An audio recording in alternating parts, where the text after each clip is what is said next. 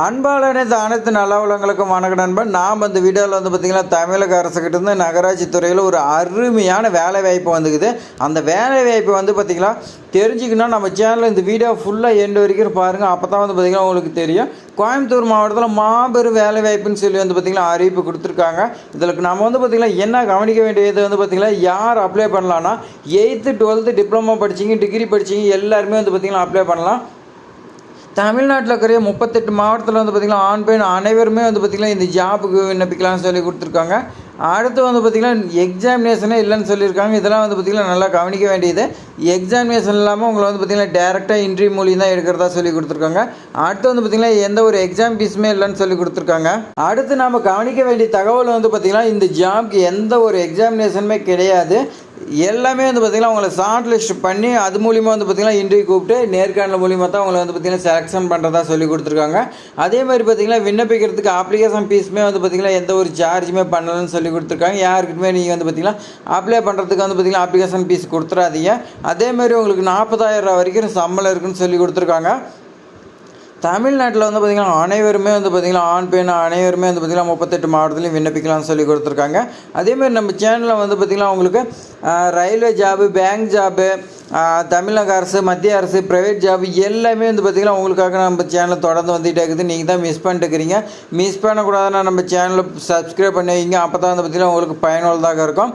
அதே மாதிரி பார்த்திங்கன்னா இந்த வீடியோ எல்லாத்துக்கும் ஷேர் பண்ணி விடுங்க. இப்போ நாம் வாங்க போய் அப்ளிகேஷன் ஃபார்ம் எப்படி ஃபில் பண்ணுறது எல்லா டீட்டெயில்ஸுமே பார்த்துட்டு அதுக்கு மேலே நோட்டிஃபிகேஷன் பார்க்கலாம். இப்போ வாங்க வீடியோக்குள்ளே போகலாம்.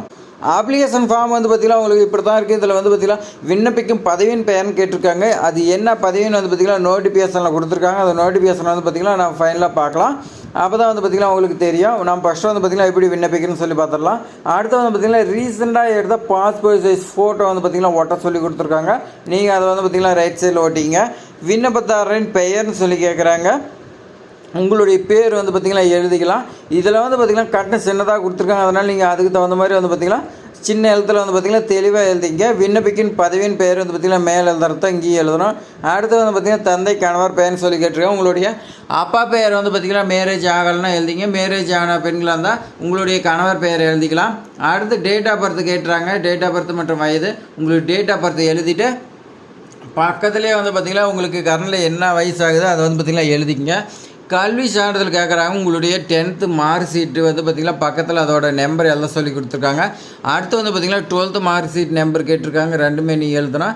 விண்ணப்பிக்கும் பதவிக்குரிய கல்வி தகுதிக்குரிய சான்றிதழ் நீங்கள் பார்த்திங்கன்னா 10th 12th எழுதிக்கலாம். அடுத்து பார்த்திங்கன்னா நீங்கள் டிப்ளமோ பார்த்திங்கன்னா படிச்சிக்கிறீங்களா இல்லை டிகிரியா நீங்கள் எந்த பதவிக்கு விண்ணப்பிக்கிறீங்களோ அதில் எது கேட்டுருக்காங்களோ அதோட சர்டிஃபிகேட் அந்த நம்பர் பார்த்திங்கன்னா எழுதுன்னு சொல்லி கொடுத்துருக்காங்க. உங்களுக்கு அடுத்து பார்த்திங்கன்னா ஆதார் எண் கேட்குறாங்க. ஆதார் எண் பார்த்திங்கன்னா உங்கள்கிட்ட இருக்கும். அதில் பார்த்திங்கன்னா 12 நம்பர் இருக்கும். அதை எழுதிங்க. அதுக்கான சர்டிஃபிகேட் எல்லாமே நீங்கள் பார்த்திங்கன்னா விண்ணப்பத்தோடு வச்சு அனுப்பணும்.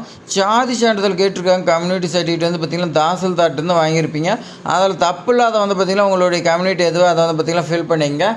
அடுத்து பார்த்திங்கன்னா கைபேசி எண் மற்றும் மின்னஞ்சல் முகவரின்னு கேட்டிருக்காங்க. ரீச் ஆகக்கூடிய மொபைல் நம்பரை பார்த்து கொடுங்க. அதே மாதிரி மெயில் ஐடி கொடுங்க. அனுபவம் ஏதேனும் இருப்பின் அதற்குரிய சான்றிதழ் நகல் பார்த்திங்கன்னா கொடுக்கணும்னு சொல்லி கொடுத்துருக்காங்க. உங்களுக்கு பார்த்திங்கன்னா இதுக்கு முன்னாடி எக்ஸ்பீரியன்ஸ் ஏதாவது இருந்தால் அந்த சர்டிஃபிகேட் பார்த்திங்கன்னா வைக்கணும்னு சொல்லி கொடுத்துருக்காங்க. உங்களுடைய அட்ரஸ் பார்த்திங்கன்னா கேட்டிருக்காங்க. நிரந்தர முகவரி, பர்மனெண்ட் முகவரி, டெம்பரரி முகவரின்னு கேட்டிருக்காங்க. மேக்ஸிமம் எல்லாமே பார்த்திங்கன்னா ஒன்றா தான் இருக்கும். அதனால் நீங்கள் பார்த்திங்கன்னா 2 இடத்துலையுமே பார்த்திங்கன்னா ஒன்றா எழுதிக்கங்க. அடுத்து இடம் தேதின்னு சொல்லி கொடுத்துருக்காங்க லெஃப்ட் சைடில். அதில் பார்த்திங்கன்னா எந்த தேதியில் விண்ணப்பிக்கிறீங்களோ அந்த தேதி போட்டுங்க. எந்த இடத்துல விண்ணப்பிக்கிறீங்களோ அந்த இடத்தோட பேர் போட்டுங்க. விண்ணப்பதாரின் கையொப்பம்னு சொல்லி இருக்குது. அந்த கையொப்பம் பார்த்திங்கன்னா நீங்கள் இப்போ ரைட் சைடில் போட்டுக்கலாம். இந்த ஜாப்க்கு பார்த்திங்கன்னா 30/4/2025 மாலை 5 மணிக்குள்ளே பார்த்திங்கன்னா அவங்க கைக்கு அப்ளிகேஷன் போயிடும்னு சொல்லியிருக்காங்க. இப்போ பார்த்திங்கன்னா எப்படி ஃபில் பண்ணுறது எல்லாமே நீங்கள் பார்த்திங்கன்னா தெரிஞ்சிருப்பீங்க. அடுத்து பார்த்திங்கன்னா நோட்டிஃபிகேஷன் பார்க்கலாம். நோட்டிஃபிகேஷனில் பார்த்திங்கன்னா என்னென்ன பதவி இருக்குது அதுக்கெல்லாம் குவாலிஃபிகேஷன் என்னன்னு சொல்லி வாங்க பார்க்கலாம். கோயம்புத்தூர் மாநகராட்சி பொது சுகாதார பிரிவின் கீழே பார்த்திங்கன்னா செயல்படும் 32 நகர்ப்புற ஆரம்ப சுகாதார நிலையத்துக்கு பார்த்திங்கன்னா நகர்ப்புற ஆரம்ப சுகாதார நிலையம் மற்றும் 3 நகர பொது சுகாதார ஆய்வாளர்கள் பார்த்திங்கன்னா உங்களுக்கு வேகன்சி இருக்குது. அதை நிரப்புறதுக்கு பார்த்திங்கன்னா 30/4/2025 5 மணிக்குள்ளே பார்த்திங்கன்னா அவங்களுக்கு அப்ளிகேஷன் ஃபார்ம் போய் சேருன்னு சொல்லியிருக்காங்க. இது பார்த்திங்கன்னா நேரடியாக தான் நியமிக்கப்படுன்னு சொல்லி கொடுத்துருக்காங்க. நகர சுகாதார செவிலியர் வந்து பார்த்திங்கன்னா உங்களுக்கு 25 வேகன்சி சொல்லி கொடுத்துருக்காங்க. இதில் 40 வயசு வரைக்கும் இருக்கிறவங்க அப்ளை பண்ணலாம்னு சொல்லி கொடுத்துருக்காங்க.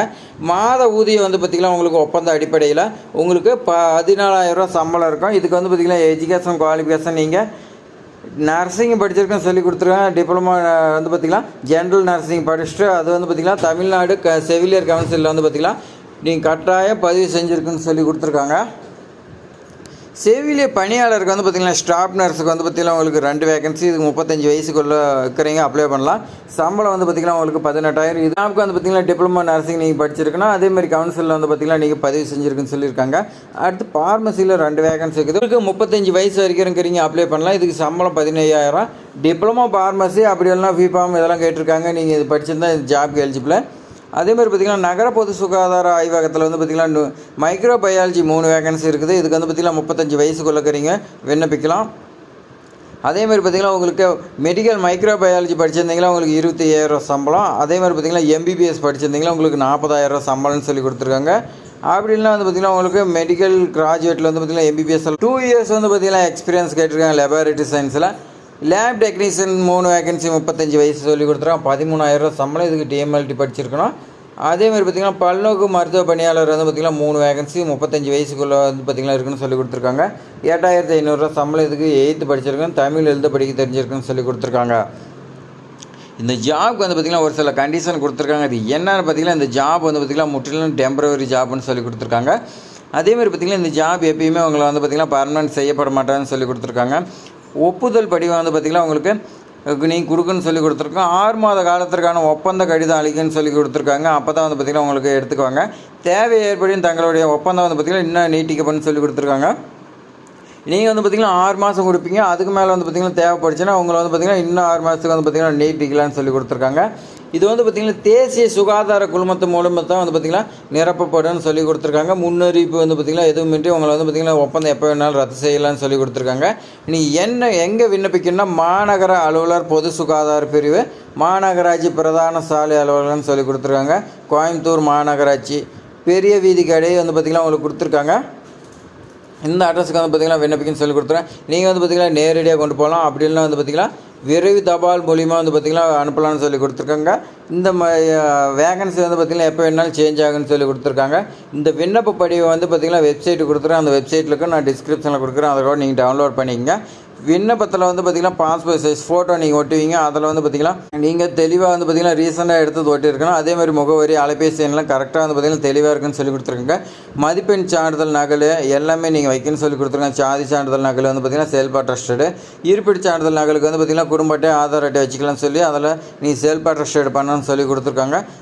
அதேமாதிரி பார்த்திங்கன்னா மேற்குறிப்பிட்ட தேதிக்கு வந்து பார்த்திங்கன்னா 30/4/2025 அதுக்கு மேலே வந்து பார்த்திங்கன்னா நீங்கள் அப்ளிகேஷன் ஃபார்ம் போட்டிங்களா உங்களுடைய அப்ளிகேஷன் ஃபார்ம் வந்து பார்த்திங்கன்னா நிராகரிக்கப்படும் சொல்லி கொடுத்துருக்காங்க. அதுக்கு முன்னாடியே வந்து பார்த்திங்கன்னா அவங்க கைக்கு போயின்னு சொல்லி கொடுத்துருக்காங்க. இது மாதிரி பயனுள்ள தகவலாம் வந்து பார்த்திங்கன்னா நம்ம சேனலில் தொடர்ந்து வந்துகிட்டே இருக்குதுங்க. ஆனால் நீங்கள் தான் வந்து பார்த்திங்கன்னா மிஸ் பண்ணிட்டே போயிட்டு இருக்கிறீங்க. அதனால் வந்து பார்த்திங்கன்னா மிஸ் பண்ணாமல் பாருங்கள். அப்போ தான் இது போன்ற ஜாப்ஸ் எல்லாமே வந்து பார்த்திங்கன்னா உங்களுக்கு வரும். ஒன்றில் வந்து பார்த்திங்கன்னா நம்ம ஜாப் வந்து பார்த்திங்கன்னா கண்டிப்பாக வாங்கிடுவோம். அதனால் வந்து பார்த்திங்கன்னா சப்ஸ்கிரைப் பண்ணுவீங்க. உங்கள் ஃப்ரெண்ட்ஸுக்கு எல்லாத்துக்குமே ஷேர் பண்ணுவோங்க. ஏதாவது டவுட்னா கமெண்ட் பண்ணுங்கள், லைக் பண்ணுங்கள். தேங்க்ஸ் ஃபார் வாட்சிங்.